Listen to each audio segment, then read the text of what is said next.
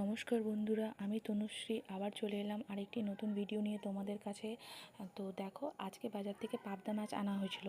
তো আজকে আমি রান্না করব পাবদা মাছের হালকা মাখা মাখা ঝোল। তো কীভাবে রান্না করব তাই তোমাদের সঙ্গে শেয়ার করব। অবশ্যই শেষ পর্যন্ত এই ভিডিওটি দেখবে।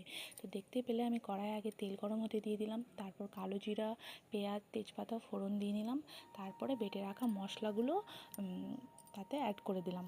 তো এবার মশলাগুলোকে ভালো করে একসঙ্গে ভেজে নেব, যতক্ষণ না কড়াই থেকে তেল ছেড়ে দিচ্ছে ততক্ষণ ভালোভাবে ভেজে নেব।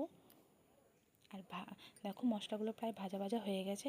এবার আমি এতে অ্যাড করে দেবো আলু আর বেগুন। আর আলু আর বেগুন আমি অলরেডি আগে থেকেই ভেজে রেখেছিলাম।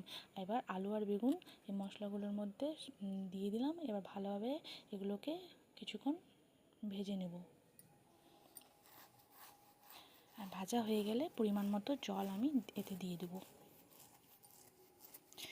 আমার রান্না প্রায় কমপ্লিটের দিকে। তো এবার দেখো, প্রায় মাখা মাখা হয়ে গেছে। তো এবার আমি এতে ভেজে রাখা মাছগুলো অ্যাড করে দেবো। তো আমার রান্না তোমাদের কেমন লাগলো অবশ্যই কমেন্ট বক্সে কমেন্ট করে জানিও। আর আমার ভিডিওগুলো যদি তোমাদের ভালো লেগে থাকে তো অবশ্যই লাইক, কমেন্ট, শেয়ার দিয়ে পাশে থেকো। তোমরা সবাই সুস্থ থেকো, ভালো থেকো। আবার দেখাবে আরেকটি নতুন মিনি ব্লগ নিয়ে।